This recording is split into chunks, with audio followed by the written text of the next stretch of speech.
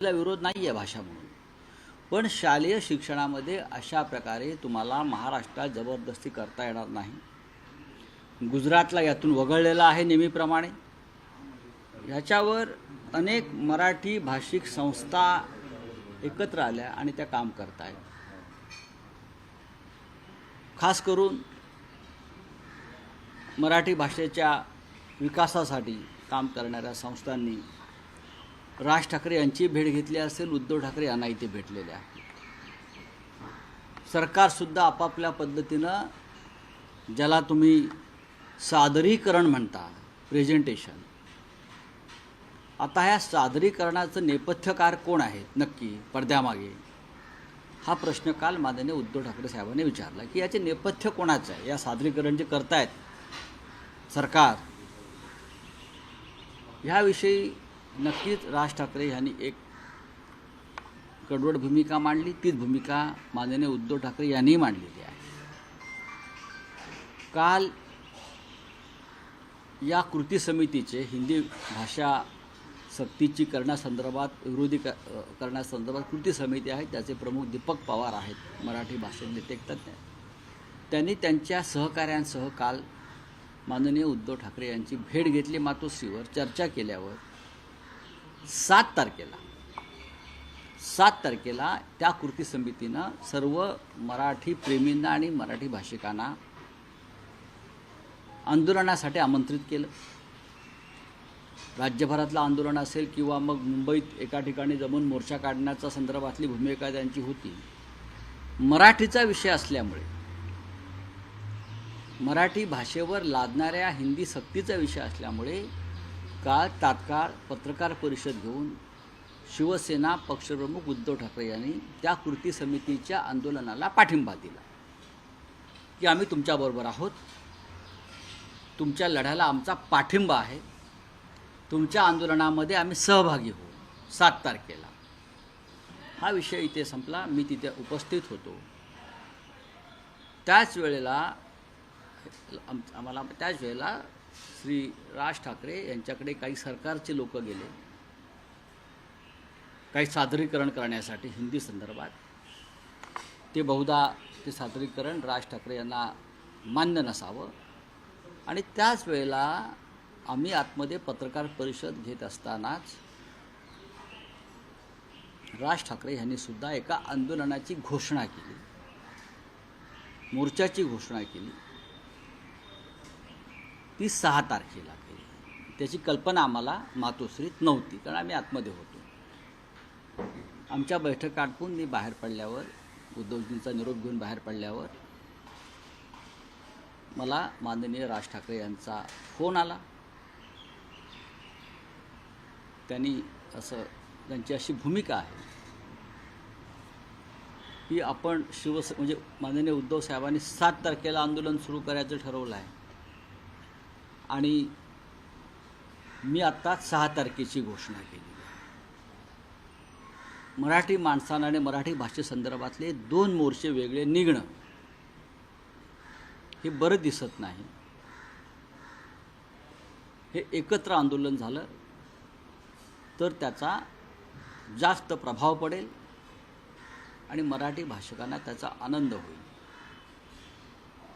आणि त्या संदर्भात त्यांनी ती भूमिका जी सांगितली, मी म्हटलं ठीक आहे, मी शिवसेना पक्षप्रमुखांशी या विषयावर चर्चा करतो।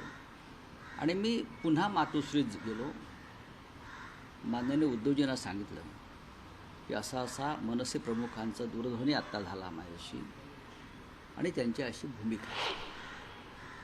याच्यावरती कोणतेही आडेवेडे न घेता उद्धवजी असं म्हणाले की मराठी माणसाचं ऐक्य दिसणं हे गरजेचं आहे। आपण सगळी मराठी माणसं मराठी भाषेच्या वरील सक्तीविरोधात एकत्र आहोत, ही माझी भूमिका आहे, आणि माझ्या मनात वेगळा मोर्चा काढण्याची काहीही तशी भूमिका नाही। आपण अचानक ठरवलेला मोर्चा आहे, पण आपण 7 तारखेची तारीख यासाठी ठरवलेली आहे, 6 तारखेला आषाढी एकादशी आहे, रविवारी, आणि राज्यभरामध्ये आषाढीचा उत्सव असतो, माध्यमांवरती सुद्धा आषाढीचा उत्सव असतो। आपल्या आंदोलनाला मराठी माणसांपर्यंत थोडं पोचवणं अडचणीचं जाईल, कारण दिवसभर तुम्ही आषाढीचे कार्यक्रम दाखवणार आहात. तर म्हणून आपण 7 तारखेला घेतला आहे. एकत्र आपण जर करणार असू तर माझी काही अडचण नाही आहे या संदर्भात. एक तर आपण त्यांच्याशी चर्चा करू, 7 तारखेत त्याने सहभागी व्हावं आमच्या मोर्चामध्ये, किंवा ही तारीख आपण 5 तारखेला करावी, जी 6 तारखेची आहे. त्यानुसार मी परत माननीय राज ठाकरे यांच्याशी चर्चा केली, त्यांना विनंती केली की असं शिवसेना पक्षप्रमुखांचं म्हणणं आहे. त्यांनी तात्काळ त्याला होकार दिला. त्यांचा फोन आला परत चर्चा करून त्यांच्या सहकार्याशी, आणि म्हटले आपण 5 तारखेला हा जो मोर्चा आहे 6 तारखेचा आमचा, तो आम्ही 5 तारखेला करू आणि आपण सगळे त्याच्यामध्ये सहभागी होऊ. हा राजकीय अजेंड्याशिवाय मोर्चा असेल. एकच अजेंडा मराठी भाषा, कोणताही झेंडा नाही, आणि आपण सगळे त्याच्यामध्ये मराठी भाषेत म्हणून सहभागी होऊ. आणि त्याला माननीय उद्धव ठाकरे साहेबांनी मान्यता दिली. त्याच्यामुळे 7 तारखेला जे शिवसेनेचं आंदोलन होतं ते, आणि 6 तारखेला जे माननीय राज ठाकरे यांचं आंदोलन होतं, त्याऐवजी दोघांचं एकत्र आंदोलन आणि मोर्चा हे आता 5 तारखेला निघेल. आता फक्त 5 तारखेला जी वेळ ठरवलेली आहे सकाळी 10, ती 10ची वेळ सोयीची नाही आहे. आम्ही त्या संदर्भात दोघे मिळून चर्चा करू आणि कुठून कुठे मोर्चा न्यायचा या संदर्भात आम्ही चर्चा करू. आत्ता त्यांनी पूर्वीच्या त्यांच्या कार्यक्रमानुसार काही गोष्टी जाहीर केल्यात, पण त्याच्यावर सकाळी 10 ही वेळ कोणालाही सोयीची नाही मोर्चासाठी. लोक लांबून येतात.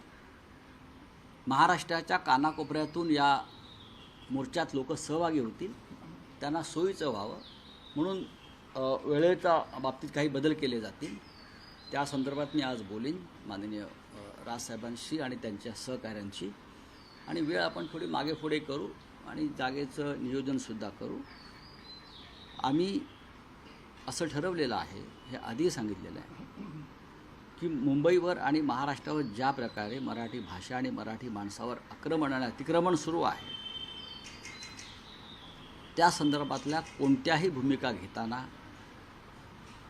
आम्ही 100 वेळा विचार करू की मराठी माणसामध्ये कोणत्याही प्रकारची फूट नाही, संघर्ष नाही. निदान या प्रश्नावरती आम्ही एकत्र आहोत आणि राहू. राऊत साहेब, यापूर्वी जेव्हा राज ठाकरे उद्धव ठाकरे यांनी एकत्र यावं या संदर्भातली चर्चा सुरू झाली, त्यावेळेस असं म्हटलं गेलं होतं की महाराष्ट्र हितासाठी आम्ही सगळे मतभेद बाजूला विसरून एकत्र यायला तयार आहोत. तर मराठी भाषा अस्मिता आणि हिंदी भाषेची सक्ती आणि त्याचा विरोध हे एक निमित्त किंवा हा एक योग आहे दोन्ही ठाकरे बंधूंना एकत्र येण्यासाठी, मराठी भाषा अस्मिता या मुद्द्यावरही आणि राजकीय युतीसाठीही.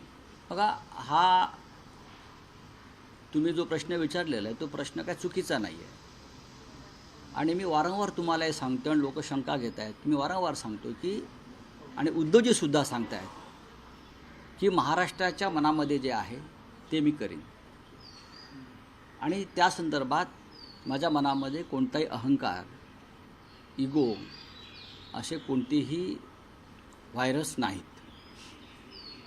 आता आता कालचा जो प्रसंग आहे मोर्चा आंदोलनात, त्या संदर्भात त्यांनी तीच समन्वयाची भूमिका घेतली, आणि ती दोघांच्याही सोयीची आहे आणि महाराष्ट्राच्या सोयीची आहे.